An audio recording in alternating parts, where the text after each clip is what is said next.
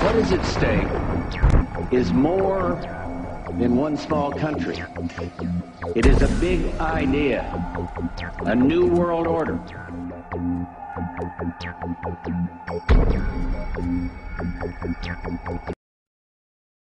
That for the first time in human history, for the first time in all of human history, almost all of mankind is politically awake. And these new and old major powers face still yet another novel reality, in some respects unprecedented. And it is that while the lethality of their power is greater than ever, their capacity to impose control over the politically awakened masses of the world is at a historical low. I once put it rather pungently, and I was flattered that the British Foreign Secretary repeated this, as follows. Namely, in earlier times, it was easier to control 1 million people, literally. It was easier to control 1 million people than physically to kill 1 million people. Today, it is infinitely easier to kill 1 million people than to control 1 million people. It is easier to kill than to control. Documents found inside Osama bin Laden's compound revealing his desire to kill on the 4th, and that explains why there's a wide-reaching, behind-the-scenes effort to protect Americans this holiday. ABC's senior justice correspondent Pierre Thomas, the only one getting a first-hand look tonight. Helicopters on patrol, NYPD gunboats shadowing ferries, and even checking under the Brooklyn Bridge. It's real. This is not a joke. It is absolutely not a joke, and the threat is very real. We're out on the water with the NYPD, but this is no cruise, and this is no ordinary boat. The patrol is all part of unprecedented security for Independence Day. This year, police are especially concerned because of evidence from Osama bin Laden's compound revealing his desire to kill Americans on the 4th, or by the 10th anniversary of 9/11. We're on alert, no question about it. This year is a critical year because everything is kind of marked by the 10th anniversary of 9/11. A new world order.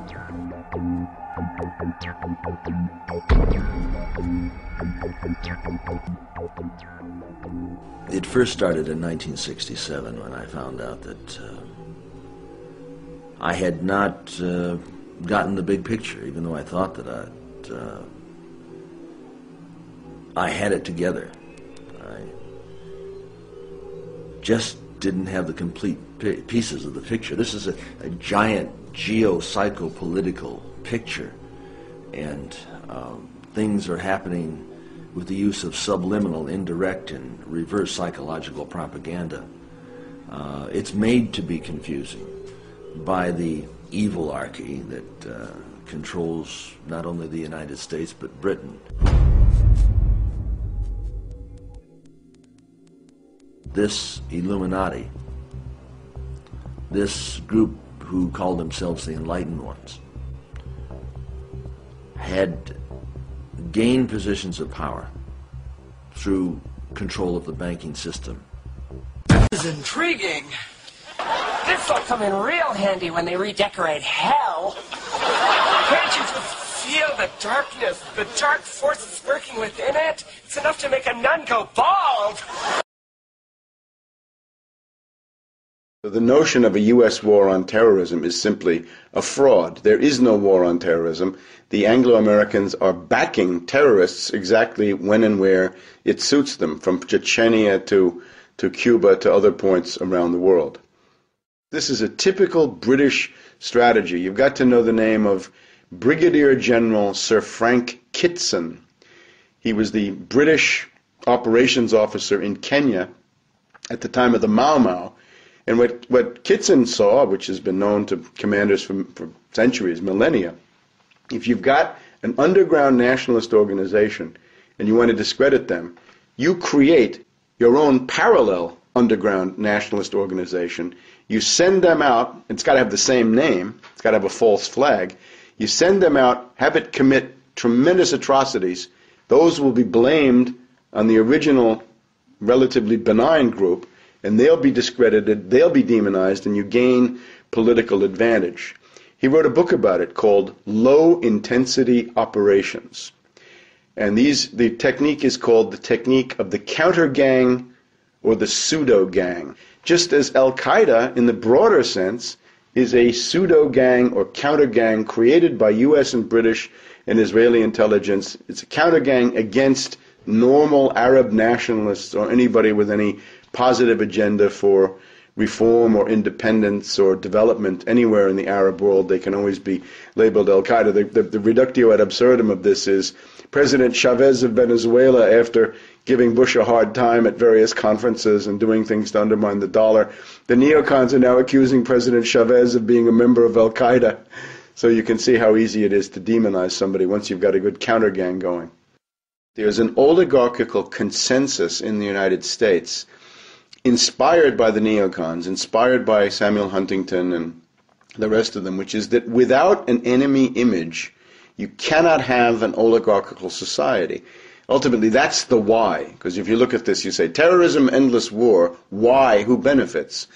Those who benefit are the beneficiaries of the current system, financiers primarily.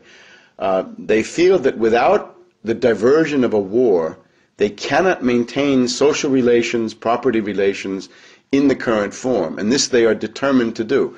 So they have manufactured, in a complete hysteria, a largely fictitious external enemy. You remember 1984 by George Orwell.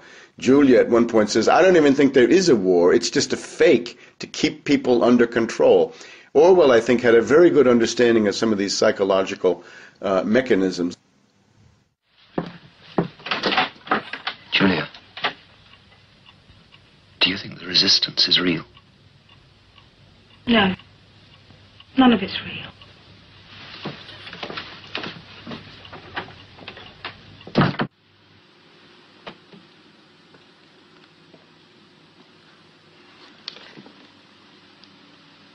There are thought criminals who maintain that the resistance is not real. Believe me, Winston, it is very real. Perhaps you're not familiar with how it operates. I'm attentive to the news. Indeed. And perhaps you imagine a huge network of conspirators prepared to commit any atrocity to demoralize and weaken the order of our society. The reality is infinitely more subtle. If Goldstein himself fell into the hands of the thought police, he could not give them a list of his agents. Such a list does not exist. They are not an organization in the sense we know. Nothing holds it together but an idea. In accordance with the principles of doublethink, it does not matter if the war is not real, or when it is, that victory is not possible. The war is not meant to be won. It is meant to be continuous. The essential act of modern warfare is the destruction of the produce of human labor. A hierarchical society is only possible on the basis of poverty and ignorance. The war is waged by the ruling group against its own subjects, and its object is not victory over Eurasia or Eastasia, but to keep the very structure of society in